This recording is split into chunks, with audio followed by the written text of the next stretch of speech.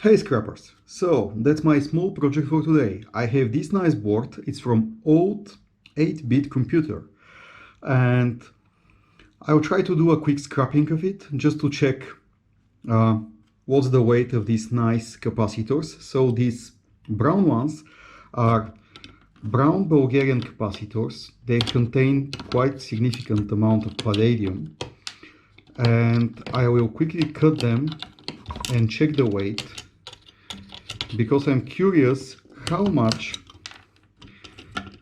can earn from this small board. Okay, so there's my scale. Let me quickly put these capacitors on top. Okay.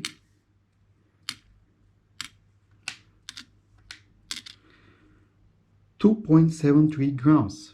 Wow, that's a good result, because yesterday I scrapped maybe 10 hard drive boards, and I got from 10 hard drive boards 6 grams of MLCCs. So only from this small hard drive controller board I got 2.7 grams of good, much higher quality MLCCs that contain significantly more palladium than the hard drive boards.